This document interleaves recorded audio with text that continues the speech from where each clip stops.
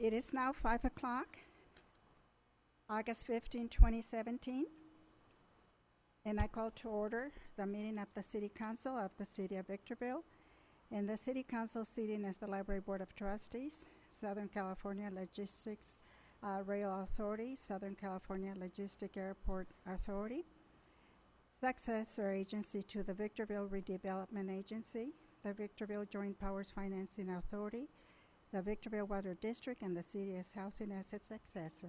May we have roll call, please? Councilmember Gomez is absent, but I understand that she is just running a little bit late, so will be here. Councilmember Kennedy is absent from this meeting. Councilmember Negrete? Here. Mayor Pro Tem Cox? Here. Mayor Garcia? Here. This is the time and place for the public to address the council. I don't see anyone present. Therefore, I will ask our declaration of closed session items by City Attorney. Thank you, Mayor Garcia. We have several items, many of which are related. On behalf of the City Council, item A is anticipated litigation pursuant to Government Code 54956.9 D2. The circumstances and facts related to that are set forth on the agenda. Item B and C on behalf of the City Council are related to items F, G, H, and I on behalf of the Airport Authority. That is pending litigation pursuant to Government Code 54956.9 D1, and the litigation title and case numbers are all set forth on the agenda. Item D is related on behalf of the City Council, is related to item J on behalf of the Airport Authority. Again, existing litigation pursuant to Government Code 54956.9 D1, and again, the case name and case number is set forth on the agenda. Item E is public employee performance evaluation pursuant to Government Code 54957B. The position is City Manager. And lastly, item K is real property negotiations pursuant to Government Code 54956.8. The property location and negotiators are set forth on the agenda. To the extent there is reportable action, we will report it at the conclusion of the closed session or at the commencement of the 6 o'clock regular session. Thank you. At this time, we will recess to our closed session, and regular session convenes at 6 p.m.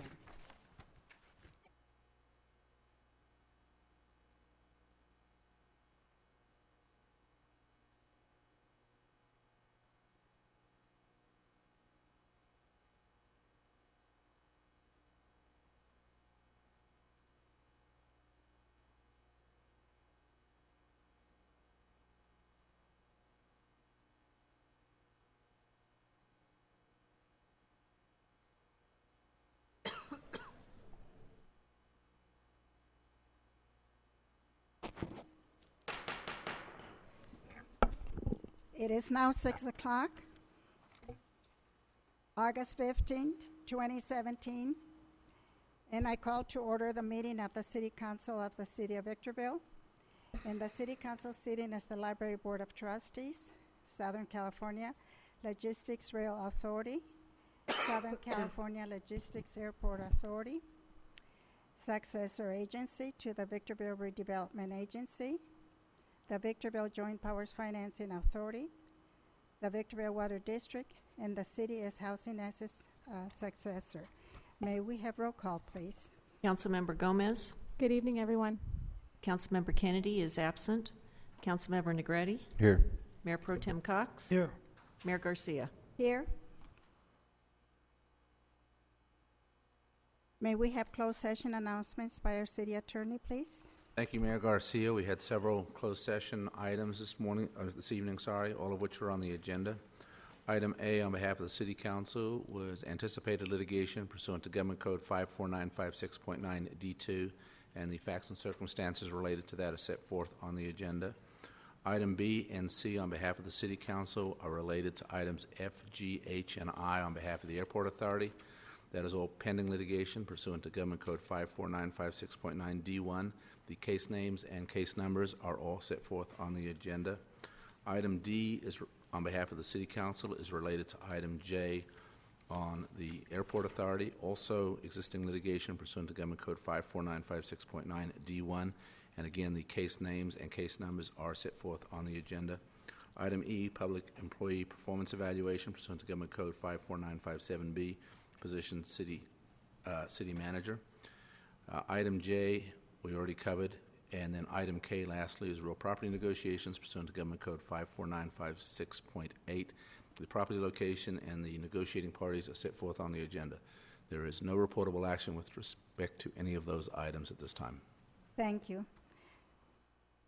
At this time, we will have the invocation and the Pledge of Allegiance. The invocation will be delivered by Father Patrick Travers from Holy Innocents Church, and the Pledge of Allegiance will be led by Police Chief John Schuler. Please stand.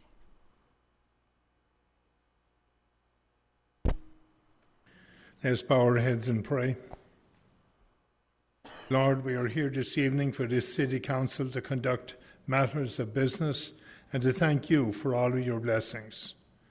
Because of our God-given right of freedom of speech, we know that this council is of diverse opinions, and so we ask you to guide our hearts and minds in the spirit of fairness so that they may reach a successful conclusion of business, for the good of all who have placed their trust and confidence in their leadership.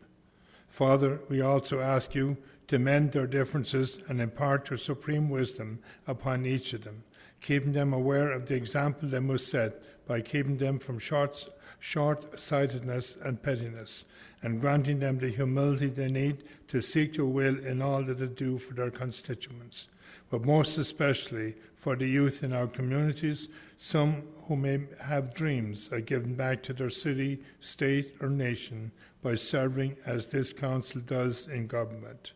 We thank you for your heavenly blessings upon all of us. Amen.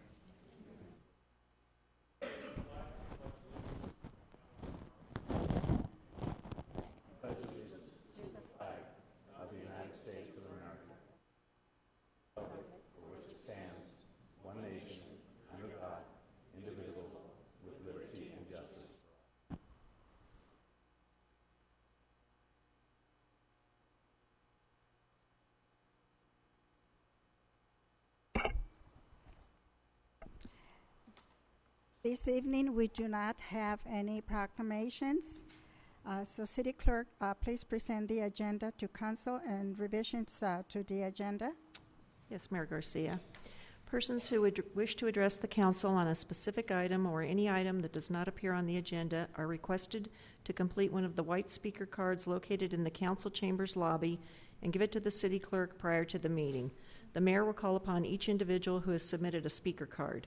Pursuant to Government Code Section 54954.3, state law prohibits the council from addressing any issue not previously included on the agenda. The council may receive testimony and set the matter to a subsequent meeting. Comments made during the written communications or public comment sections of the agenda are to be limited to 3 minutes per speaker or less as deemed necessary by the mayor. Communications are to be addressed directly to the City Council. Individual comments to staff or members of the audience are not permitted. Any person or group who interferes with the conduct of a City Council meeting by willfully interrupting and/or disrupting the meeting is subject to removal. A peace officer may be requested to assist with removal should any person or group fail to comply with an order of removal by the Council. Any person or group who resists removal by a peace officer is subject to arrest and prosecution pursuant to California Government Code Section 54957.9, Penal Code Section 403. All documents to be considered for approval at this meeting are before the council, and there are 2 revisions to tonight's agenda, which are on the dais for the City Council and have been made available to the public. The first one is on item number D1. There is a request from the staff to remove this item from tonight's agenda. And there is a revision to item number D4. There is a new staff report. It's revised to include page 2 that was inadvertently omitted originally. And those are the only revisions I have, Mayor Garcia. Thank you. We do not have any appeal hearings. Therefore, we move on to public hearings. And item B1,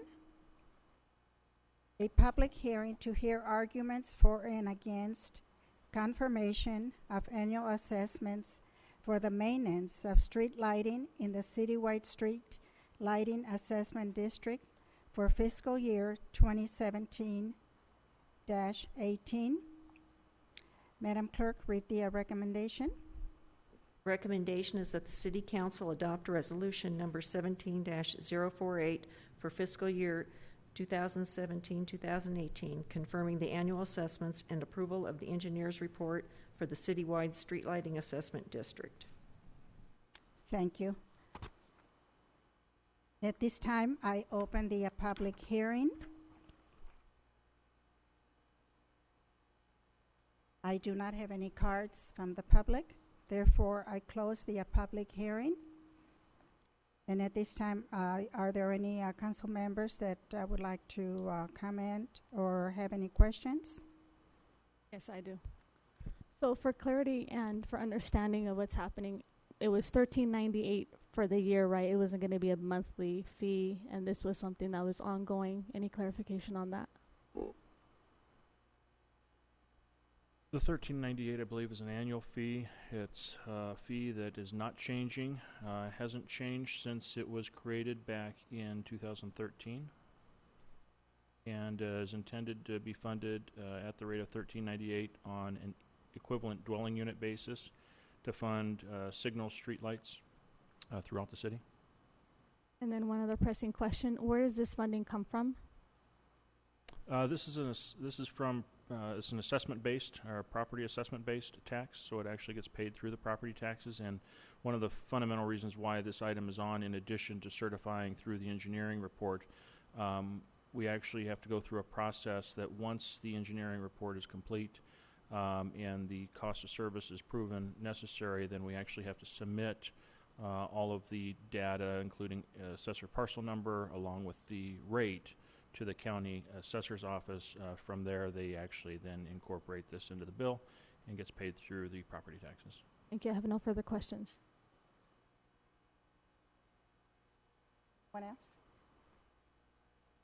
Can I have a motion? Move approval. Second. Motion by Mr. Negretti, second by Ms. Gomez. All those in favor? Aye. Aye. Those opposed? None opposed. Motion carries with Councilmember Kennedy absent. Now we move on to item B2, a public hearing to hear arguments for and against repealing Chapter 13.80 of the Title 13 of the Victorville Municipal Code relating to residency restrictions for registered sex offenders. Madam Clerk, read the recommendation. The recommendation is that the City Council open and conduct the public hearing, close the public hearing, and introduce ordinance number 2372 for adoption and first reading by title only. Thank you. At this time, I open the public hearing. And I do have one card. Clayton Moore, you can come down and speak.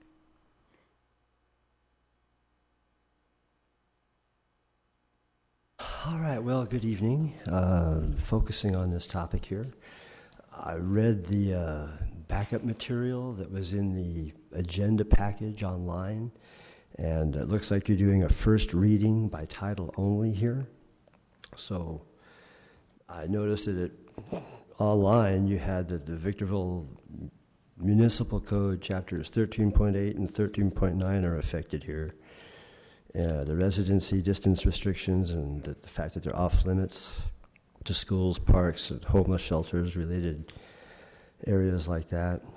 And I noticed that the study showed there were the unintended consequences of that law. And reading through the information, it was pretty clear to me that if you don't know where they are, it's hard to monitor them the way law enforcement would like to.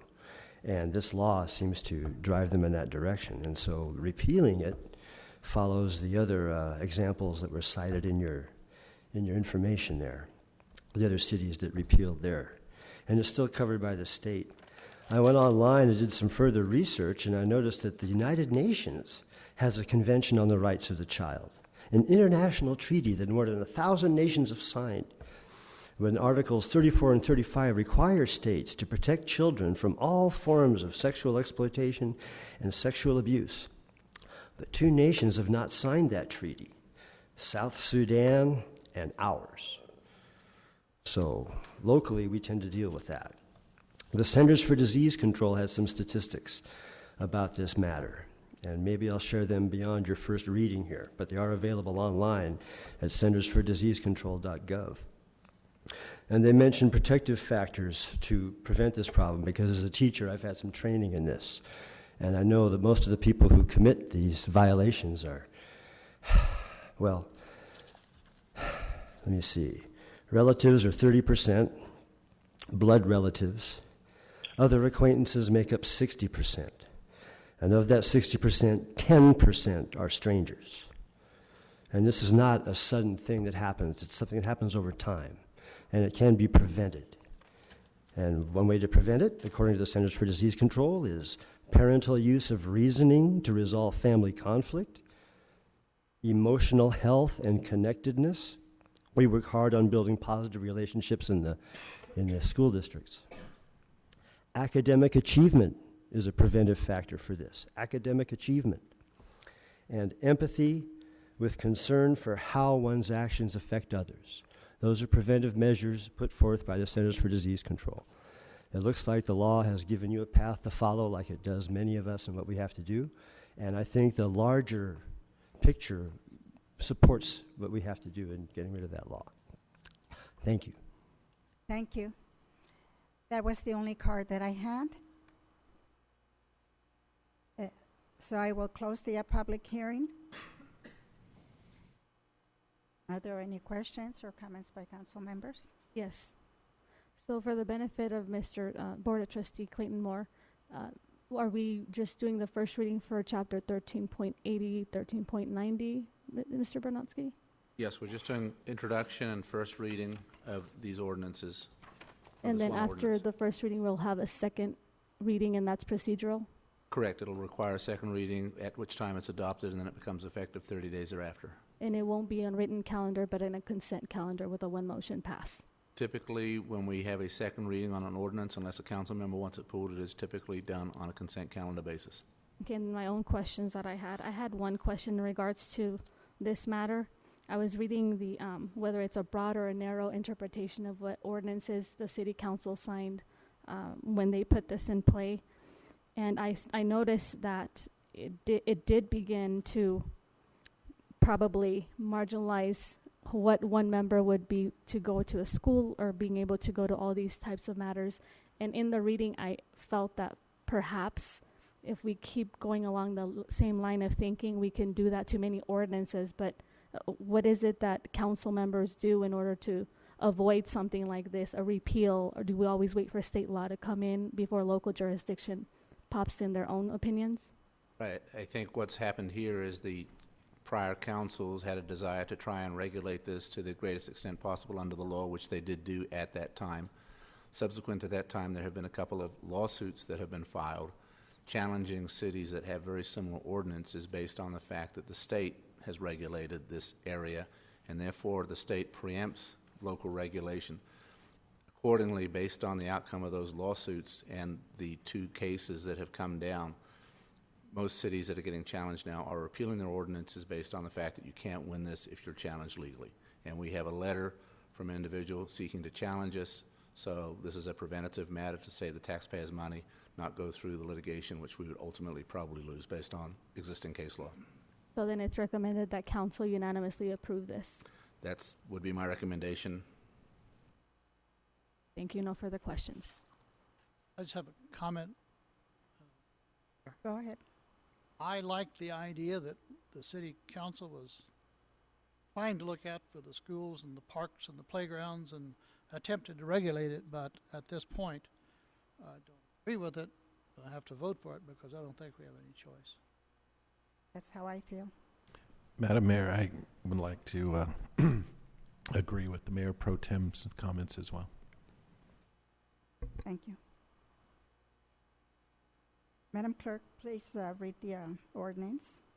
An ordinance of the City Council of the City of Victorville, California, repealing Chapter 13.80 of Title 13 of the Victorville Municipal Code relating to residency restrictions for registered sex offenders. Thank you. Move that we introduce ordinance number 2372, first reading by title only. Second. Motion by Mr. Cox, second by Ms. Gomez. All those in favor? Aye. Aye. Those opposed? None opposed. Motion carries with Councilmember Kennedy absent. Now we move on to consent calendar. Consent calendar, items C1 through C10 can be approved with one motion unless there is an item that needs to be pulled for discussion. Before we make a motion, I'd like to make a comment on C3, if that's possible. Go ahead. So for C3, I was left pending. George, there was a question that you were going to respond to in regards to Selectron Technologies. I was wanting to know when was the last time an RP, a request for quote was done.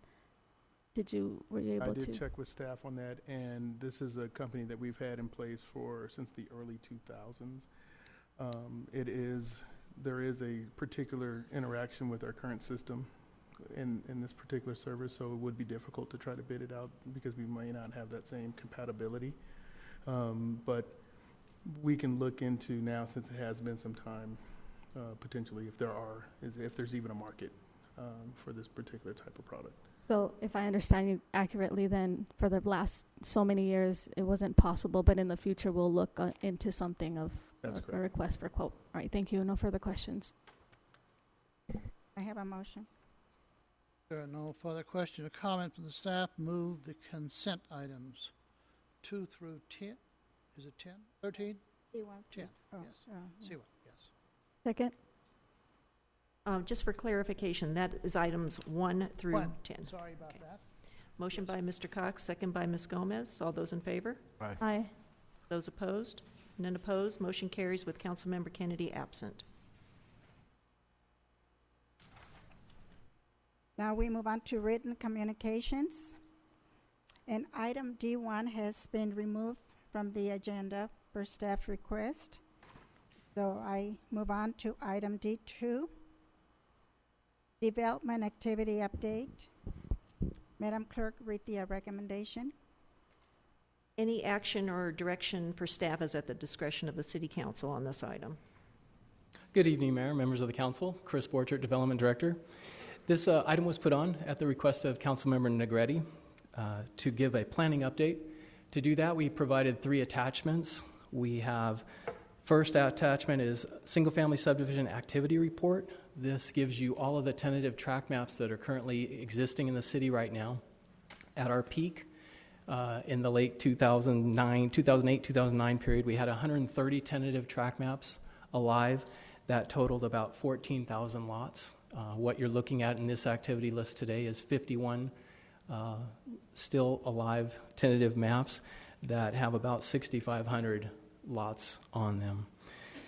The second attachment is the planning entitlement reports. The first one you see is the PLNs, and we did those from 2015 through 2017. PLNs refer to activities that are approved by the Planning Commission. So those typically are new construction. Also at the back of that, you have the ADM entitlements, which are approved by staff at the staff level. They're a little less controversial in nature, no controversy actual. And these go also from 2015 through 2017 and highlight some of the projects and businesses that are coming into the city that way. And then lastly, there is a construction activity report that details the number of projects, the valuation that is given on those projects, and also the square footage. So with that, we didn't, if you had any more further detail, Councilmember Negretti, and that you'd like to see in the future, let us know. And just to confirm, Councilmember Negretti brought it up at the last meeting, but it was a consensus of the council to bring it forward at that meeting. So that's why it's here. I think Councilmember Negretti had some thoughts on trying to spur development. So in order to foster that discussion of the council, we wanted to bring you as much information as we have readily at our fingertips to foster that discussion, and staff is available for any direction. I can go, I can go last if somebody else has something to say. Yes, I have a question. Oh, I'm sorry. Go ahead. My question, so thank you for clarifying. I was going to ask, why was this on the agenda? You said it's to spur development, only residential. What's with commercial and industrial, is that inclusive, or are we just focusing on the residential area? Neither at this point, actually. The comments from Councilmember Negretti had to do with spurring residential development, but the reason this item is on is just simply to give information to the council to foster that discussion. The staff at this point isn't taking any position on any actions to spur development. We're here to listen to the thoughts of the council, and if there's a consensus to do something to do that, we will bring that back at a later meeting. Okay, so let's see if I understand this accurately. So it's the desire of council to look into the subdivisions of families to see if we can spur some kind of residential development? I mean, I'm not quite understanding what this is. I mean, I read through it. I see a lot of APNs, a lot of addresses, so I want to get a foothold of what it is that this item is. Well, before you is just the reports of activity that has occurred from the early 2000s to today. Specifically to the subdivisions, those are where somebody has looked at a piece of vacant land that's zoned residentially and has designed a track map to go on that land. So these are just paper maps of where future subdivisions in the city or neighborhoods in the city would be. So these are inclusive of empty lots, not just the vacant ones, but also that already have been divided and zoned as residential. Correct. Okay, and this would include CUPs or PUDs. I think they're PUDs. Yes, okay. Could include PUDs or specific plans as well. Okay, and then I'll just probably wait for council, since this was council's Sure. item. Sure. I'll garner some more understanding as they begin to speak. I'm going to be sending questions to you because we have a lot of subdivisions that have been approved that have houses, some houses, maybe 20%, 10%, 30%. The rest of the subdivision is sitting empty. But in the area where the houses are, there was an agreement to have landscape maintenance districts, and they're not in because they're waiting to develop. And in many instances, they're waiting for the 1-inch cap. The streets that exist are paved, but they're deteriorating at a rapid rate. And I'd like to address that, have the council address that. I'll be submitting that because I'm not sure what the plan is. Are bonds still in place? Is it cash in lieu of bonds? They're half empty. They're sitting there. There's no modifications. I know the council talked about changing subdivisions, but they're set. Don't know what we're supposed to do with. Oh, absolutely. We'd be happy to take lots out those of 100 questions. With the streets unfinished and all the street lights are in, but they're not lit and the streets aren't paved. And I don't want to take up the time here because each one are different. But I've had a lot of calls in regard to what is the city doing, and of course the question is what are the subdividers and builders doing. But I've also been told that some of those bonds have probably dissolved or the original subdividers have gone bankrupt and the bonds are no longer in place. Therefore, whose responsibility is it to pave those streets once they start building? And so I'll give you a list of the ones that I'm aware of. I'll copy council when I do that. And then Yeah, that would be good to have time. That does take some time to research all those different issues. If I can make a quick request of the council to try to get consensus, perhaps it might be good to have a workshop scheduled later.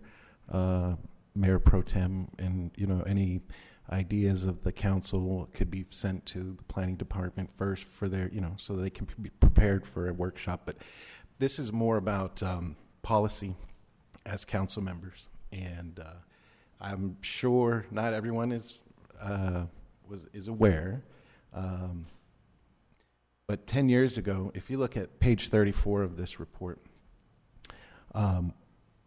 we had literally thousands of homes being made, I guess as late as 2006. And then you see a drop-off of epic proportions.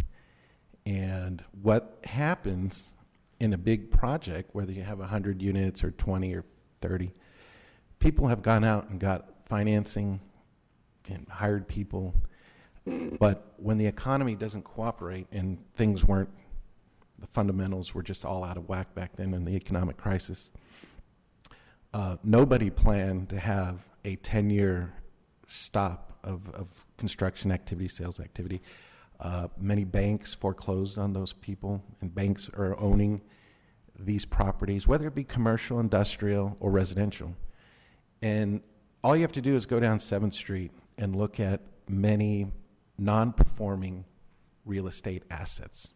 So if you look at a building that's burnt out, okay, that building would be better if it was demolished and you had just a plain piece of land, as opposed to a building that needs to be demolished, which is a cost. There's a cost to that. So if I'm a prospective buyer, and 7th Street is the wonderful location, it's a landmark location. The Holiday Inn, say whatever you will, but what they've done to the Ambassador Hotel is a fantastic example of what we can do. We don't have to have underperforming, burned out buildings. Another thing people don't realize is that when you're trying to redevelop, and our hands are tied as a city, obviously we don't have redevelopment anymore. But when you look at an old Target building over there on, I'm blanking here, Amargosa and Elevado? No, Amargosa and Palmdale. I'm sorry, I'm all over the place. But anyway, see, the problem is that let's say Super Target wanted that same site.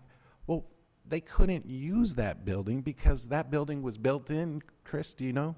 Gemco? Oh, no, but no, what year it was built? Oh, year? Oh, geez, early 80s.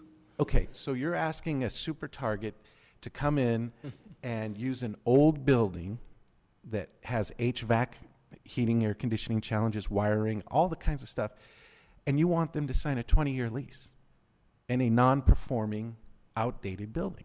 And so I guess what I'm looking at here, we've had many problems in the city of Victorville, and they are difficult but not impossible. Now, from a leadership perspective, if Jim gets a call, Mayor Pro Tem Cox gets a call, Councilmember Gomez gets a call, or Mayor Garcia or Councilmember Kennedy gets a call, we support jobs, right? Everybody does. We support activity. Whenever you do have a housing development, you also get fees for schools. And Chris, per door, can you say how much the fees are off the top of your head? $350 a square foot, 2,000 square feet. All in fees, 24,000 a door, something like that. Oh, that's a little high, but yeah. I mean, so there's lots of revenues. The skate park that we're getting, that came from impact fees that are paid from development. So I don't want to take the council's time here. But what's happening, I think we need to be aligned a little bit more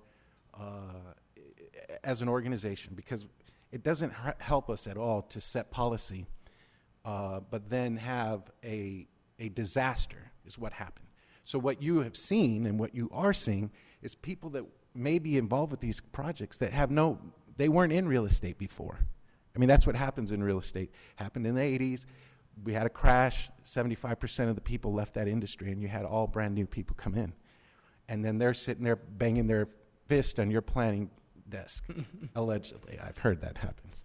Anyway, so I'm very familiar with this. But when you get into a problem like that, I think we as a city can be more proactive, and there's going to be exceptions. I believe. And it's not an adversarial thing with the city planning staff. We understand when you do a project, you're expected to comply with the environmental rules and all the other permits and fees and license. I'm not talking about making exceptions for the requirements that we have.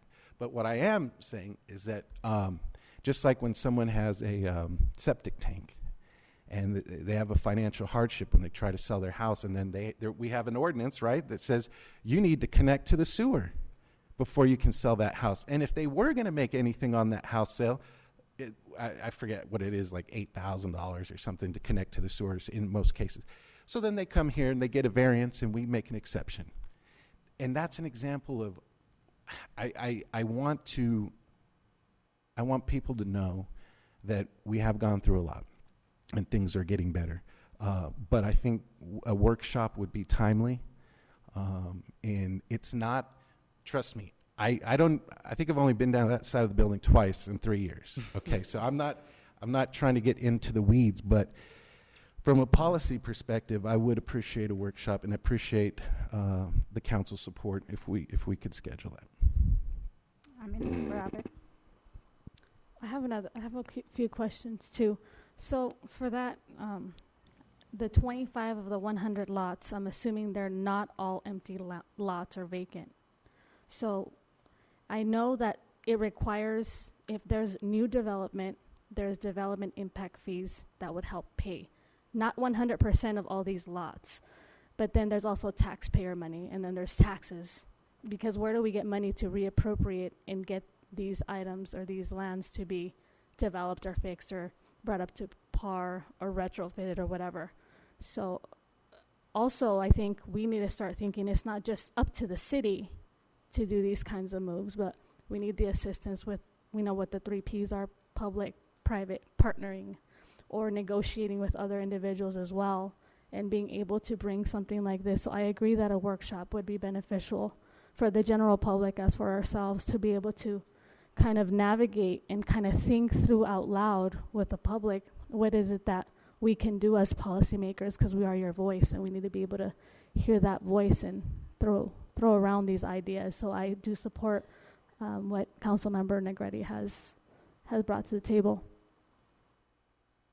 So, Madam Mayor, if I might, this item, as with any items that come up under item E3 at the end of the agenda, we put it on the next council meeting because the council can't really have a discussion on the first meeting when it's brought up because it's not on the agenda. So that's the purpose of this. We put together a little bit of data that we had readily available and wanted to seek your input on where we go from here. So we can certainly put a workshop together just to foster discussion. Can I make a recommendation that we also have our planning staff reach out to other cities and find out, any activities they've performed in order to help spur development and provide, to the extent that we can, some of the pros and cons. I mean, some of the things that cities do are 100% good. Some are not so good, and it leaves the city without funding that it needs. So I think that would be helpful for the council to have something a little bit meatier to chew on rather than just throwing out ideas. If the council's comfortable with that, we can set that up for as soon as we get the research done, but sometime in the near future. Thank you. A consensus on that, and we'll just assume for E3 purposes that we'll put it on the agenda. Schedule a workshop, I mean. Okay. Agree. Thank you. Now we move on to item D3. Fiscal year 2017 Edwards Barn Memorial Justice Assistance Grant. Madam Clerk, read the recommendation. Recommendation is that the City Council accept the 2017-2018 JAG Grant Award and ratify the expenditure plan for the JAG allocation and authorize the City Manager or his designee to process all documents required for the program.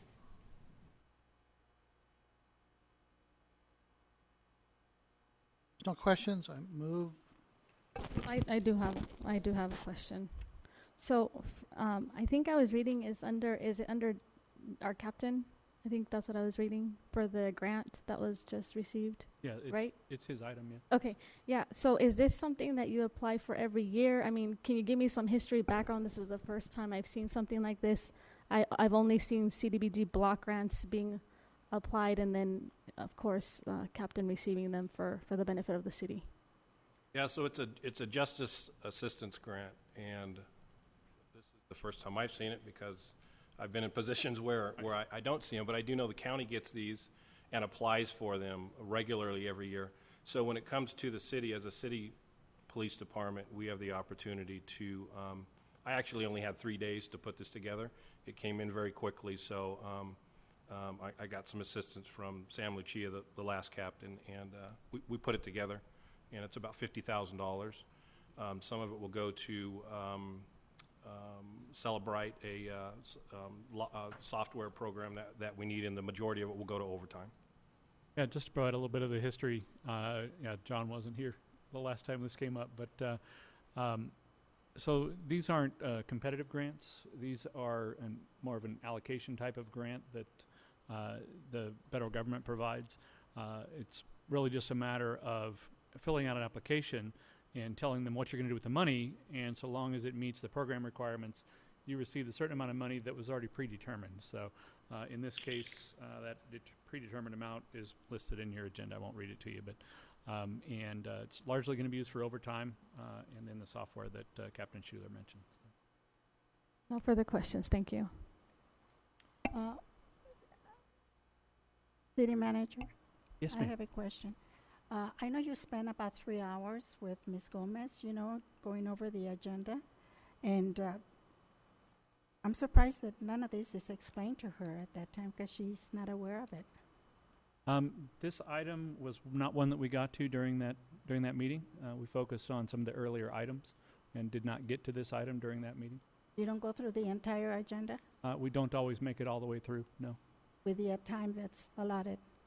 You don't have time to go through it? Okay. Mayor Garcia, I appreciate that. I've been in council for 7 months. I don't see you or any other council member trying to mentor me through everything. If you've been aware, I've posted a lot of the things of what I'm doing for our city, just as you are doing a lot of things. This is not the second time you've made that same comment. I do spend every week a minimum of 5 hours with city staff, not only sitting down with the agenda, reading it word by word. A lot of them can tell you that I'm one of the only council members in their lifetime that they've said that would sit with them and be very meticulous with every single item that is here. And 3 hours has not been enough. And I'm not sure if you get through the agenda yourself. So maybe I should ask you public questions and see if you can respond to them, since you're so much up to par and very much experienced. So I'll look forward to meeting with you and maybe having some feedback without them involved and have inclusion in you. So I look further to meeting with you so you can help me and mentor me. I know you're a great mentor. Move approval, move council accept the 2017-18 JAG grant. Second. Motion by Mr. Cox, second by Mr. Negretti. All those in favor? Aye. Those opposed? None opposed. Motion carries with Councilmember Kennedy absent. Item D4. Is this to be continued, or are we Madam going Mayor, to discuss it? may I request the council's consensus to continue this item to our next meeting?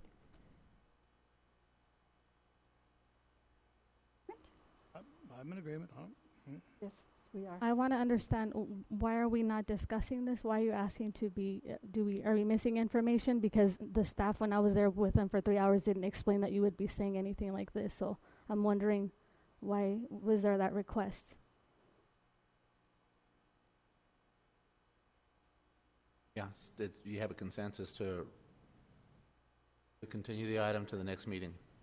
Yeah, there is no consensus. Kennedy's not here, and I'm not consenting to that. I'm asking, what was the reason for stalling it? Are we missing information, or what's happening?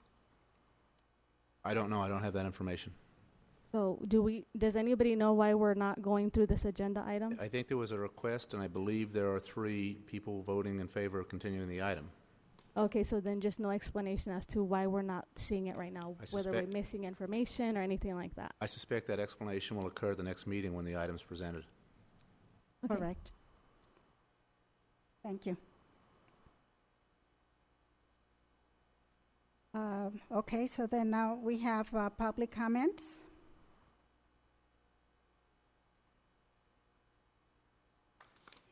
Madam Clerk, please read the statement. This is the time and place for the general public to address the City Council on any item listed or not listed on the agenda. Per Government Code Section 54954.3, state law prohibits the Council from addressing any issue not previously included on the agenda. The Council may receive testimony and set the matter to a subsequent meeting. Comments are to be limited to 3 minutes per individual or less as deemed necessary by the mayor, depending upon the number of individuals desiring to speak. All communications are to be addressed directly to the council, not the members of the audience. This is a professional business meeting, and courtesy and decorum are expected. Please refrain from any debate between audience and speaker, making loud noises, or engaging in any activity which might be disruptive to the decorum of the meeting. Any person or group who interferes with the conduct of a city council meeting by willfully interrupting and or disrupting the meeting is subject to removal. A peace officer may be requested to assist with the removal should any person or group fail to comply with an order of removal by the council.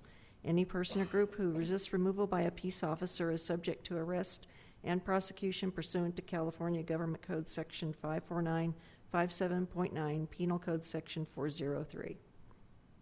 Thank you.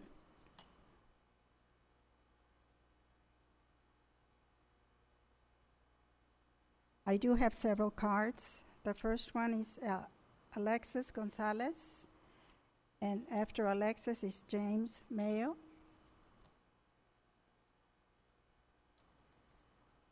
Good evening, Mayor Garcia and City Council. My name is Alexis Gonzalez, and I am the youth ministry leader from Victory Outreach Church of Victorville, and also the daughter of Pastor Alex Gonzalez of Victory Outreach Victorville. I am here today to declare that Victory Outreach Victorville stands together, shoulder to shoulder with the mayor and with the city council as we try to find a solution to the violence that has plagued our city this past year.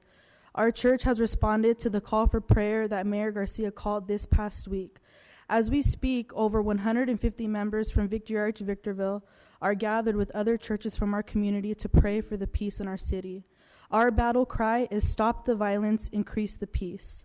I wanted to let the City Council know about a Stop the Violence March and Candlelight Vigil that our church is spearheading, scheduled for this Saturday evening at 6 p.m. We will be meeting on the southwest corner of Hesperia Road and Nisqually Road in Victorville. We will march against violence and meet for a prayer vigil to honor those who have recently lost their lives from the wave of violence that has hit our city. As a follow-up to Stop the Violence March, Victory Outreach Church of Victorville is spearheading a community event entitled Operation Love, and LOVE is an acronym of the word Love Over Violence Effort. We are planning it for Saturday, September 9th at Hook Park. We have a 3-on-3 basketball tournament planned for the young people of our city, as well as a concert with young talent from the high desert that will bring a positive message to the youth of Victorville. We would like to know if the city would help our cause by providing the necessary permits, insurance, and proper equipment that is needed to bring a concert to our community to promote peace and love in our streets. In conclusion, I want to reiterate that Victory Outreach Church of Victorville is committed to working with the mayor, the city council, and the sheriff's department, and whoever else is willing, so that we can see a stop to the violence and an increase of peace. Thank you for your time, and God bless you. Thank you. God bless you, too. Thank you. After James Mayo, I have Mishika Ross.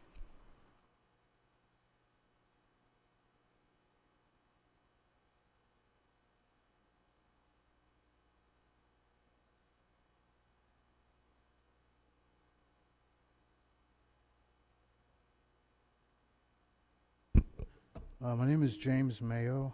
I'm a member of the High Desert Community Coalition here in Victorville. I've been a resident of Victorville for 4 years. I'm here tonight to ask that you take a closer look at some of the safety issues in our city. If you look at some of the grocery stores and liquor stores and smoke shops in Victorville, you'll see pretty much the same problems. People hanging out in front, panhandling, rolling marijuana right in front of the smoke shops. These aren't the kind of conditions that inspire new businesses we'd like to see move in. When businesses create unpleasant conditions for those around them, this drives potential customers and new businesses out of the area. As a member of the High Desert Community Coalition, I've taken the opportunity to talk to Victorville business owners that operate around liquor stores and smoke shops. We've had business owners tell us that drug deals are taking place outside liquor stores in their shopping centers. We've had restaurant owners in these areas tell us that people under the influence are coming in and demanding free food. Not all stores are like this, but the ones that are need to be addressed. I'm a father of 4. My oldest son is 15, and my wife and I have worked very hard to teach him that trying alcohol or drugs just one time could be devastating. I don't like the idea that he could make one stupid decision and be able to purchase alcohol because the store isn't being responsible and is selling to kids. It is my understanding that Victorville's existing conditional use permit was adopted in 2013 so that the city could more easily require new liquor stores opening up to maintain safe and clean environments and practices that don't endanger the rest of the community. However, these operating standards don't apply to stores that already existed prior to the adoption of the conditional use permit. So we would like to see the city address the problems that some of these stores are causing. We don't want to see any further deterioration in our city. There's plenty of research showing that the Department of Alcohol Beverage Control doesn't have the resources to address all of these problems. So we are asking for an ordinance that would give our city and our law enforcement the tools to address these concerns. I would also like to suggest a workshop with law enforcement and prevention experts for further discussion on how we can fix these problems. Other cities in Southern California have had success in this area, and it's time for some success in our city too. Thank you. Thank you. Ms. Sheikha Ross, and after Ms. Sheikha, Jennifer Neri.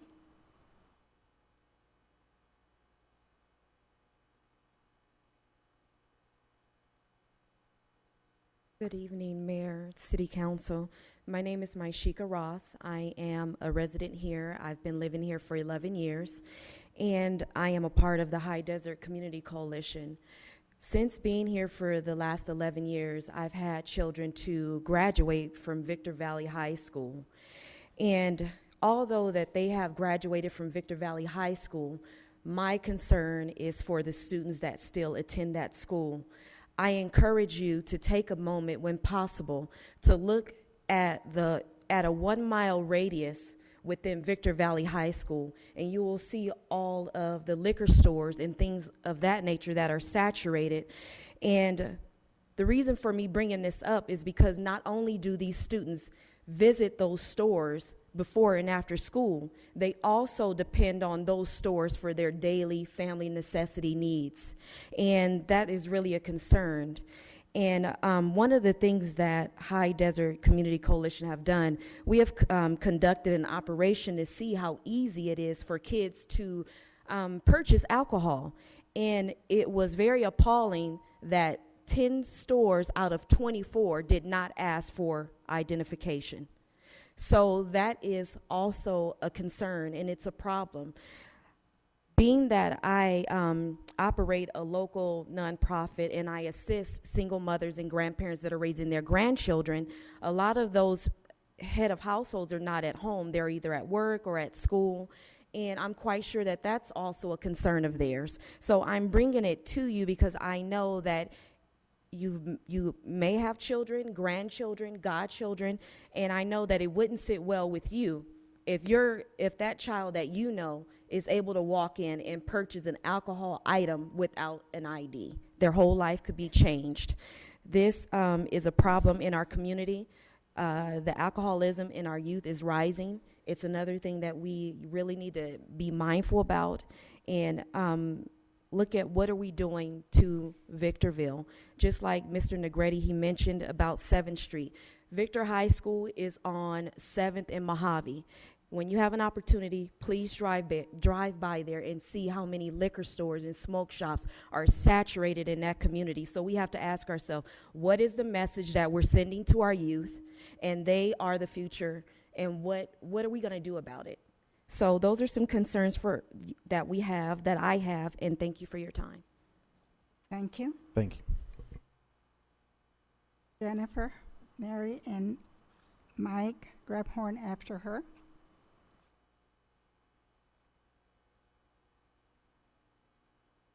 Mike Grabhorn. Good evening, Mayor and City Council members. My name is Jennifer Neri, and I'm a resident of Victorville and a member of Root, Revive Our Old Town. For almost 2 years now, residents and the community members have come together to address the issue of safety in Old Town Victorville. Residents have expressed concern over the nuisance and illegal behavior, such as vandalism and the public use of drugs and alcohol. In looking into these concerns, we've learned that there is an over-concentration of liquor stores in our neighborhood. This over-concentration leads to many problems, some of which I witnessed when I helped the evaluations of several liquor stores in Old Town area. We saw that all these liquor stores had advertisements that cluttered the windows, preventing anyone from seeing in or out. One had many patrons hanging around the store and in the parking lot. We even witnessed a homeless woman being dragged by a sheriff deputy, which for some reason resulted in 4 different sheriff deputies responding to this single incident. Would this be considered a waste of resources? As a result, the Root Coalition has partnered with the HDCC, the High Desert Community Coalition, to identify local efforts that could help the city of Victorville work with liquor store owners to minimize the problems that are occurring around their locations.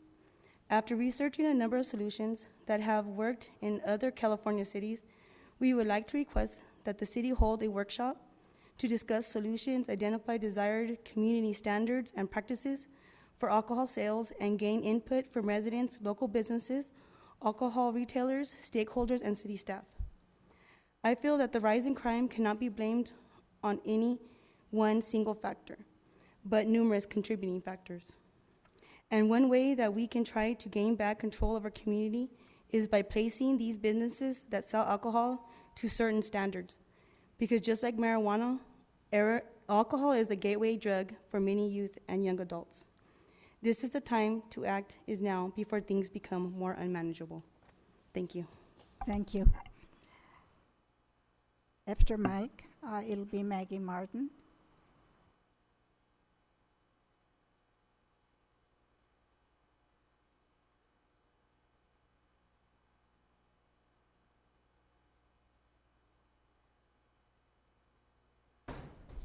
Good evening. The one thing that I wanted to talk about was the ABC, and it seems like a lot of us are under the impression that ABC is going to come and inspect our liquor stores and be sure they're checking for ID and that they don't have their windows covered and everything. So we looked up some statistics. In San Bernardino and Riverside County, there are six ABC agents. The Sacramento Bee has reported that there is 1 agent for every 621 outlets. This means that ABC is not going to come to Victorville. The chances of them inspecting the liquor stores, it's just not going to happen. They're going to focus on really severe problems, and hopefully we don't have any of those here. But they're going to be in other cities focusing on that. And so we need to explore approaches and ways that we can regulate the liquor stores. This includes, as was mentioned, the loitering, graffiti, gang activity, drug sales, and we've seen all of these, and if you go to the liquor stores, I know you've seen them all too. And we need to get a curb on this because it overflows into the surrounding districts and surrounding areas. We have fast food restaurants that have people come in and coerce them to give them food. They refuse to leave. They urinate on the floor. And there's different problems like this. And we just have to take the responsibility. And as a member of HDCC, we're willing to work with the city to be able to figure out ordinances and ways that we can prevent these kind of acts, because we need to do something, and we can't expect somebody else to come in and fix our problems. Thank you. Thank you. Maggie Martin, and after Maggie, El Cotillo.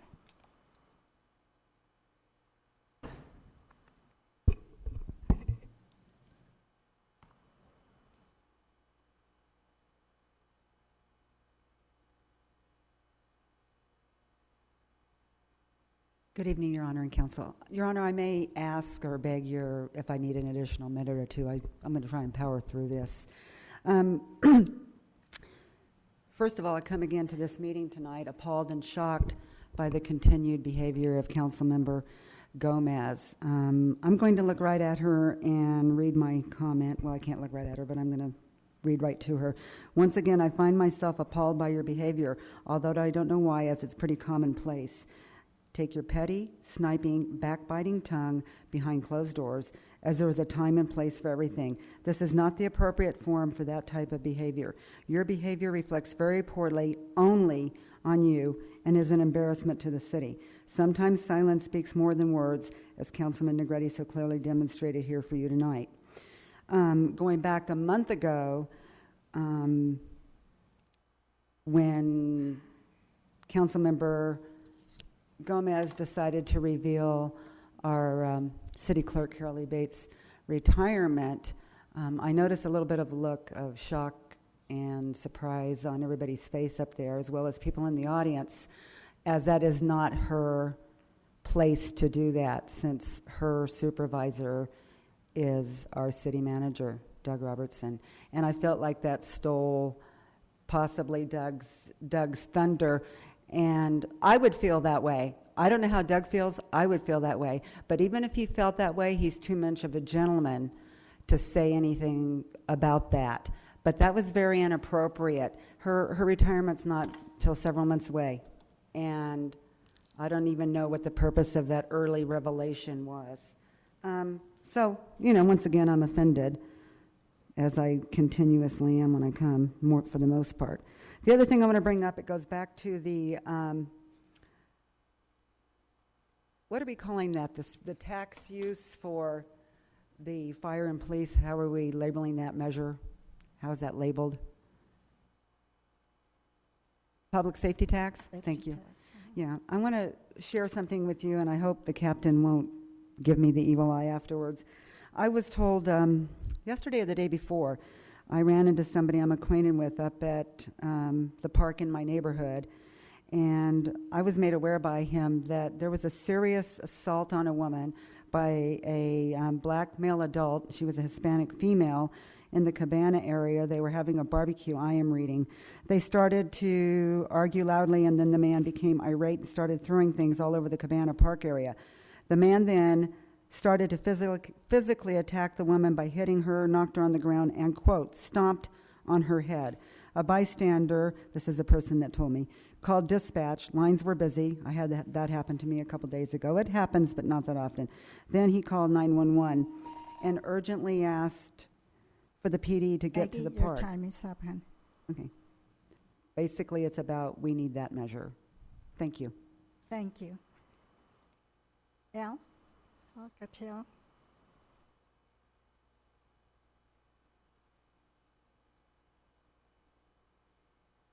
Hello. I'm here to talk about what's been going on between North Korea and the United States. And thank God we got Donald Trump for president right now, because he's given us a little more time to prepare.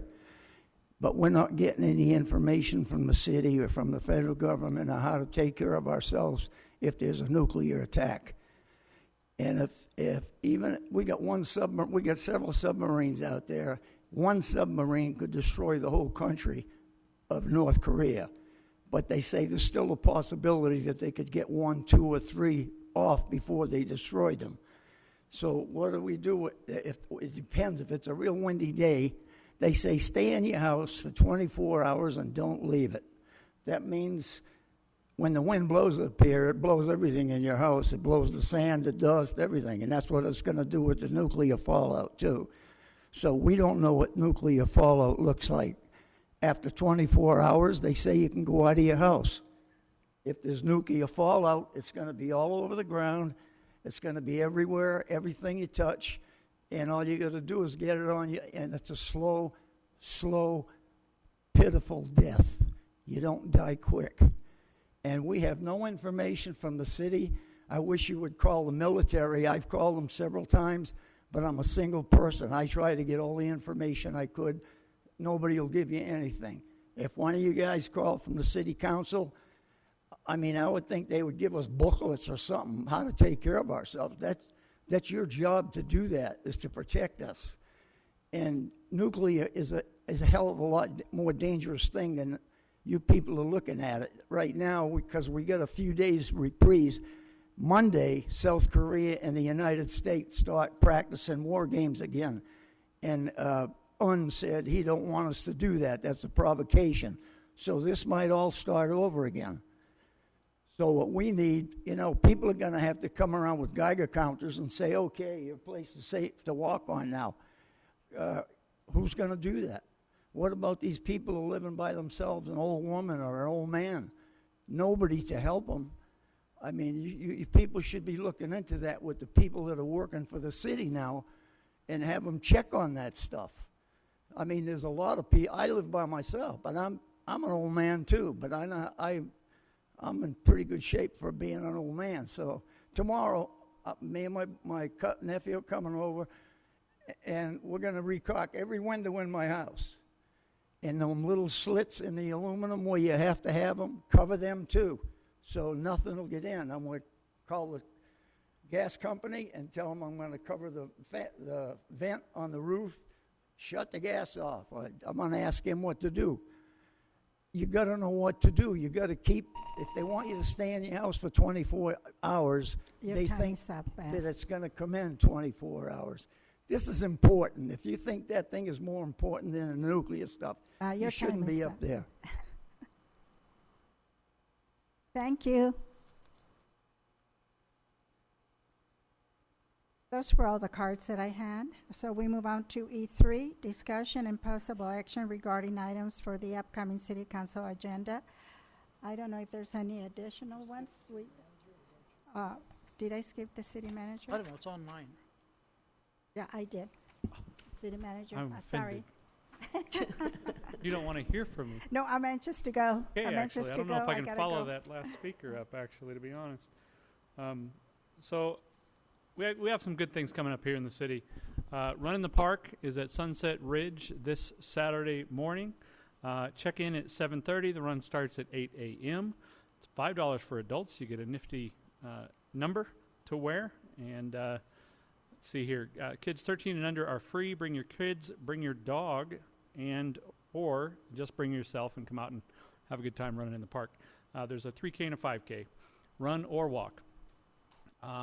Fall Festival, the premier event in the entire high desert, maybe in Southern California. Maybe I'm overselling a little bit with that one, but is coming up October 6th and 7th. We're expecting, again, to have well over 30,000 people. That's our estimate just because we can't count any more than that. But there'll probably be more than that because for the first time in probably a decade, we're actually adding a second day back in, Friday night. The venue will open up at 7 o'clock, show starting at 8 o'clock with Fat Cat Swinger. The local band, who's done really well for themselves and makes the High Desert proud every time they come out. So come out with your sweetie and do some swing dancing and enjoy yourself Friday night, then come back Saturday morning for the traditional fall festival that we've all grown to know and love. 9 a.m. to 4 p.m. We've got music, entertainment. Friends of the Library will be there with Barnes & Noble Book Fair.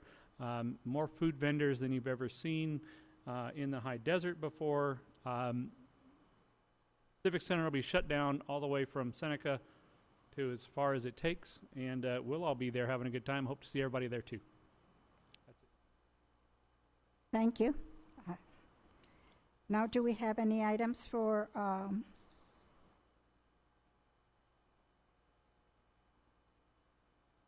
our upcoming City Council agenda?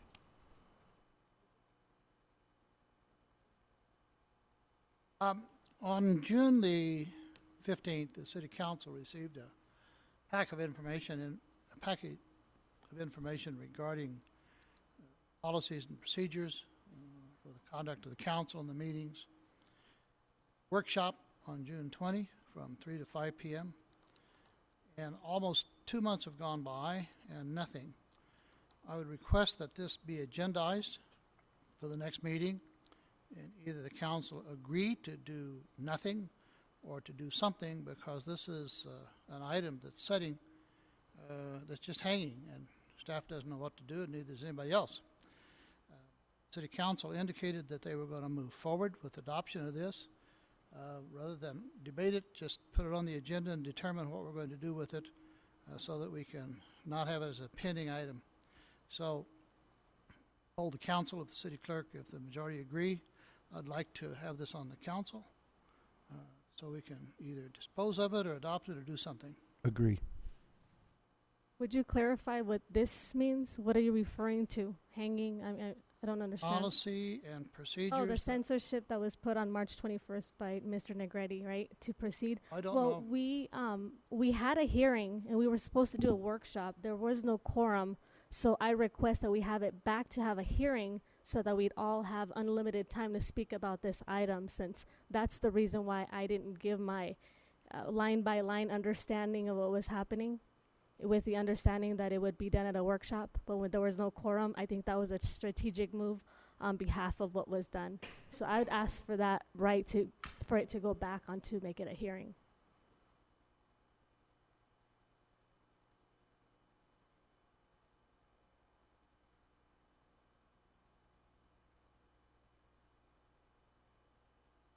Yeah, and I also have the right, according to Mr. Dobranowski's explanation, to have this as a hearing, because that wasn't a hearing.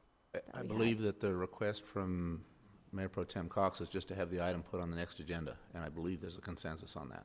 Yes. Put it on the agenda for discussion. We may have a hearing after that, may not, but we need to do something with it. Well, I know we still need to have a hearing, and that's based on law, so that doesn't need a majority. So that would be something that we still would have without having a consensus or not. I'm not aware of any legal requirement for actually having a hearing other than it being on a public agenda. Yeah, well, when we had that discussion, you had something else to say, that I had the right to continue on with that hearing, since it was with that assumption that we would have a workshop, but the workshop never came about. So there's a consensus to place this on the next agenda, is that correct? Yes. Yes.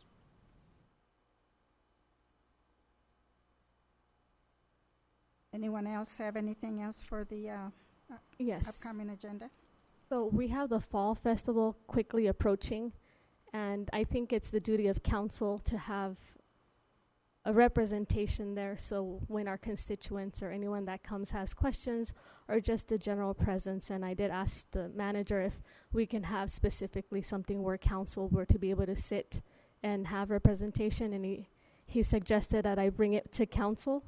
I don't know if they're going to agree, or if they have time to sit for 2 days at that fall festival where about 30,000 people come.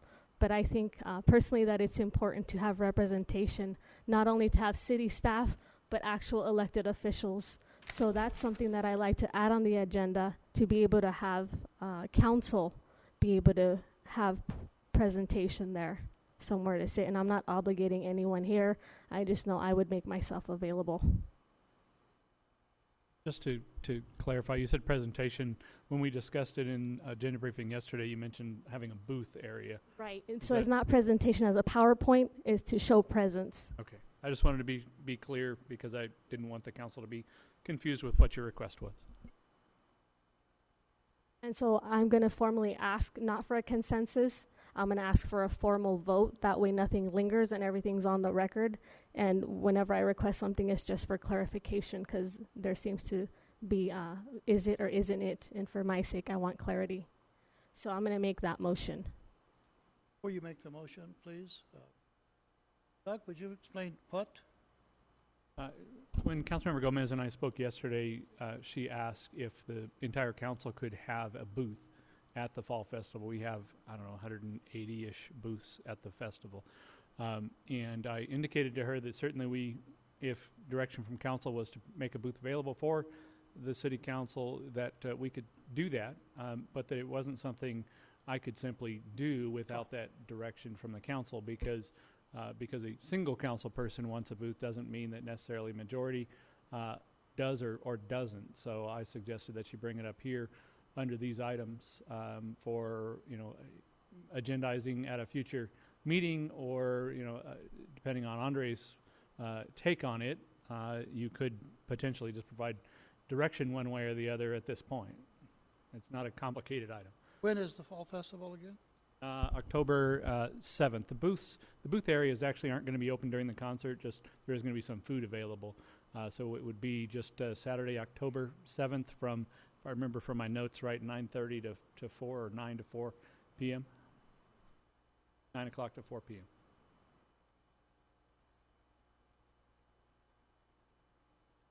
Offer a comment? We probably should just push this on the agenda and discuss it. I would love to see a TANF booth for staff people to ask the technical questions. That's not the role of the city council.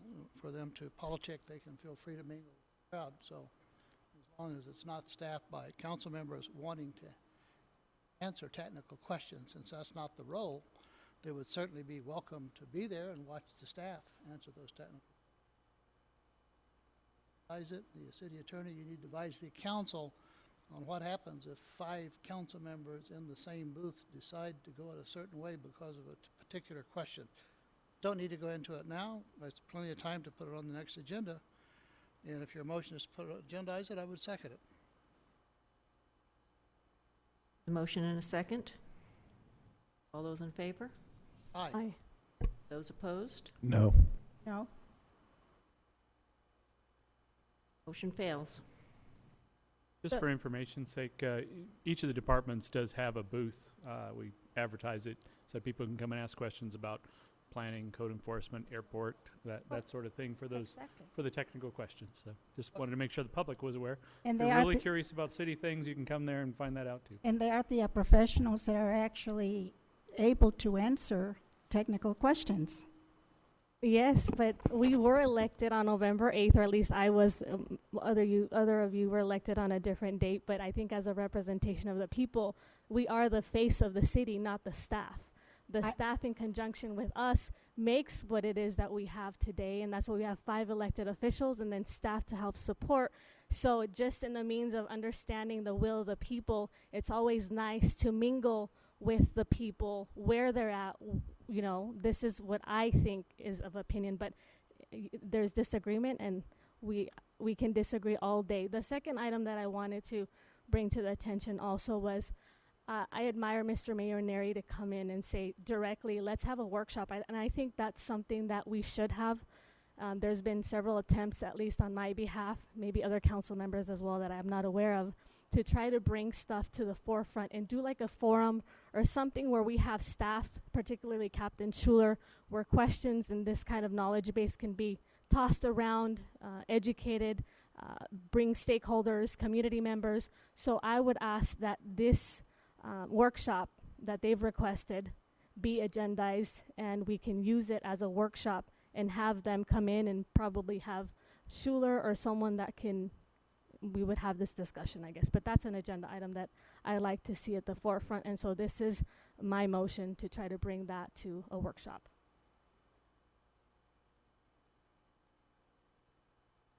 And a motion by Ms. Gomez. Is there a second? There is no second, then the motion dies.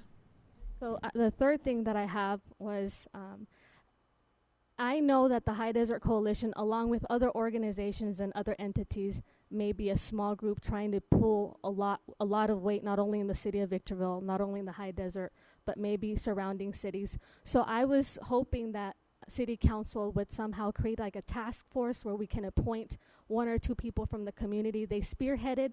Each of us would have 1 or 2 people we appoint, and we can probably meet with them once a month, maybe have an agenda every 3 quarters, see what's happening. But I think when the people speak, we at least let to give them something, you know, that we're there for them. And I think that would be something that we could do. We have planning commissioner already. We have advisory committee. And so I think adding something like this, like a workforce or some kind of task force coalition, would also be beneficial for the city. We have a lot at hand, and I think they're already doing a great job. There's probably other members that aren't aware of what they're doing. So if we can appoint someone, I'm just saying this would be another agenda item that I'd like to have discussion and have input also by my council members, my colleagues, in other words. And so I make that motion now. Motion by Ms. Gomez. Is there a second? There is no second, then the motion dies. Madam Mayor, I'd like to respond. I've been in contact with the coalition past few months, I don't know how many times. And I have sent, I don't know how many items to staff. Sheriff's Department is the enforcement agency, the code enforcement agency. So I got a complaint that was graffiti. We have a graffiti crew at the city that goes around and removes graffiti. That's not a mark against the liquor store or the restaurant or anything else. It's something we take care of. And as these items have come up, I've asked staff, have we addressed it before? And they're addressing it continually all the time. In fact, there's a request that came to me last week that has a series of questions, which I referred to staff. We have about younger than, underage buying or attempting to buy. I'm not sure what it is. I checked with the police chief, and they seem to handle that. We're not getting involved in that. We do have a conditional use permit on virtually everything, and it's also, there's a request to make a lot of the rules about covering the windows. We have an ordinance on that. So if we have the specific complaints, we can have code enforcement to go to that liquor store or whatever. We heard tonight that people are going into fast food restaurants and demanding food. That's a homeless issue, and I don't think there's any study that's shown that that's because somebody was buying liquor.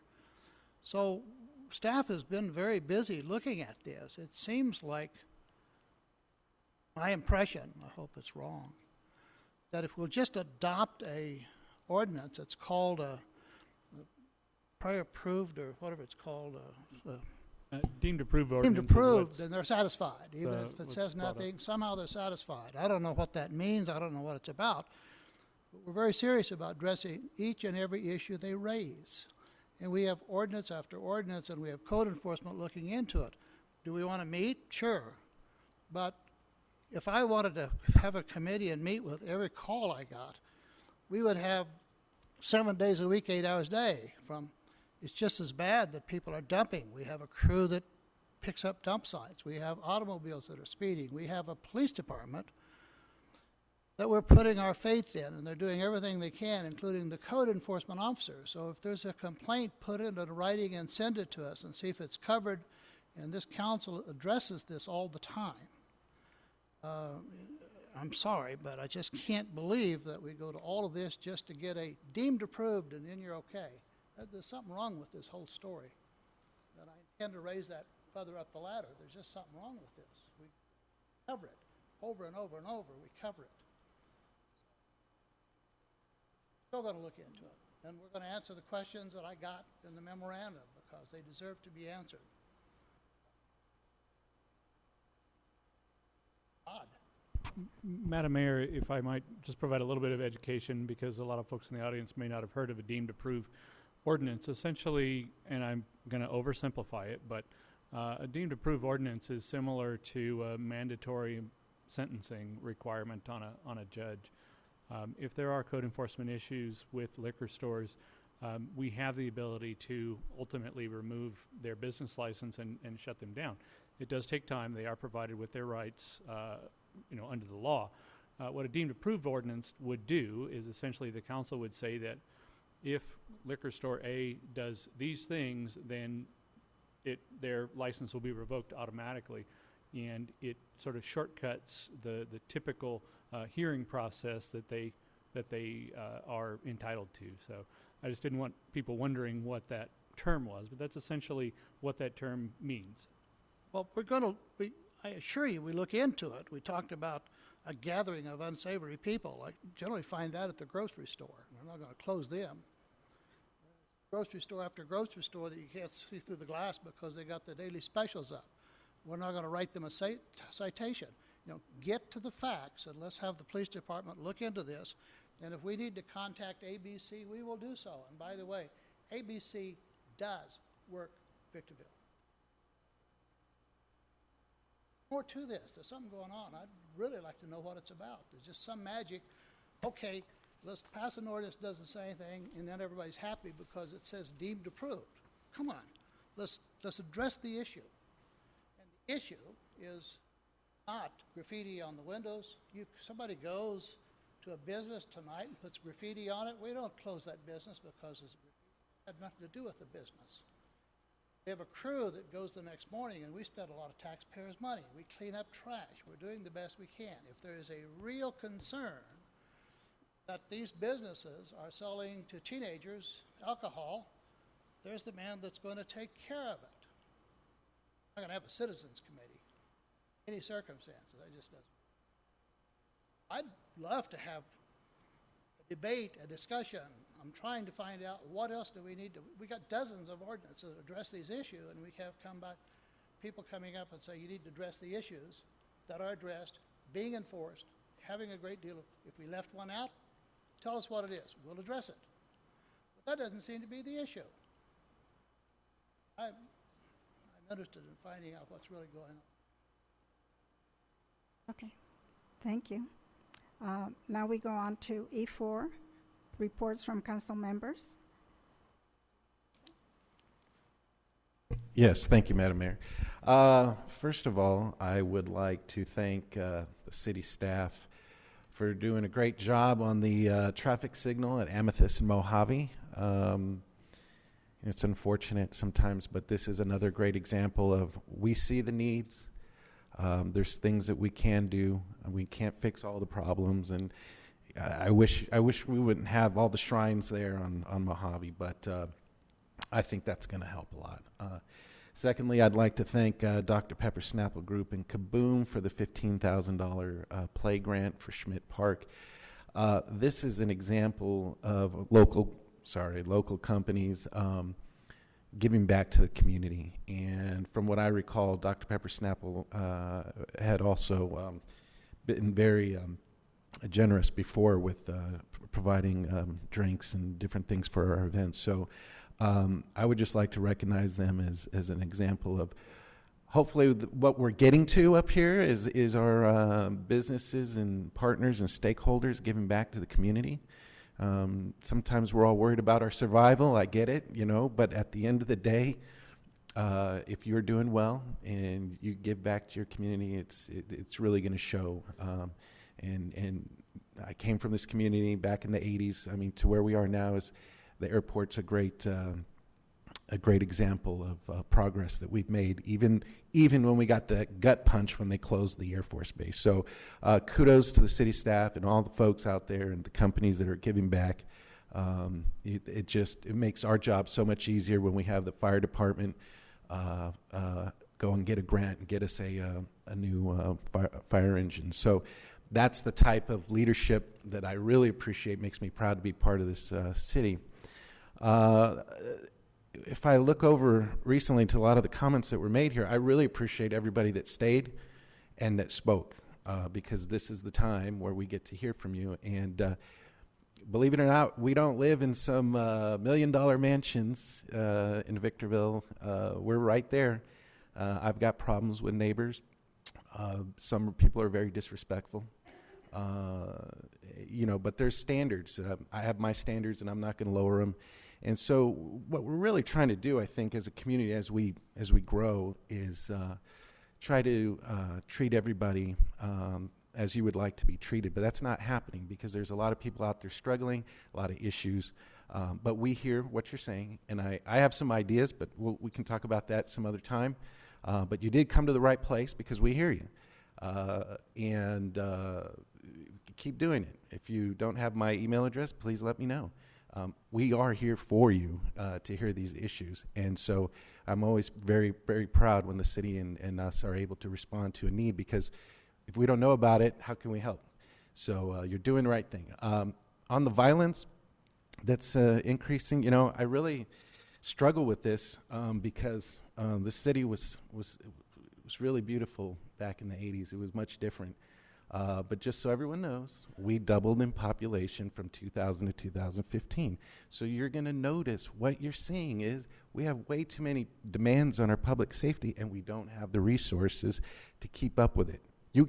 I don't know that we are going to be able to keep up with it. So what we've got to do is be as effective as possible and communicate and build those relationships with law enforcement, because information about what's going on in the community is vital. We can't be everywhere at once. No one can do that. But if somebody knows what's going on, you've got to feel comfortable that you can reach out to us and the folks that are up here and keep those relationships going. Support each other. Go to each other's events. I'm going to start doing that a lot more. So there's a lot of things that I can do, and I hope people in our community will keep doing, being involved, keep being involved. But, when the state has policies when they empty out the jails, that affects us. And I normally don't comment on the state. I mean, I could care less, but they're doing stuff that affects us. And now we have to go out and get public safety money, taxes, to go ahead and address these issues. So it's the same thing with the marijuana issue. They're putting the burden and the cost on the cities. And that impacts us in a way that it's just ridiculous. So anyway, keep doing what you're doing. Really proud of sort of the progress we're making. Thank you. Thank you. Jim? Well, I would like to invite everyone. I called for an evening of prayer that is taking place right now, and I need to be over there, but I'm committed here also. But God knows where my heart is, and my heart is with the people. Nothing about me. I don't want recognition. You don't see me out there promoting myself. I'm strictly doing a job and not for money. Strictly doing a job because I care about my city. I consider myself Victorville, and I love people.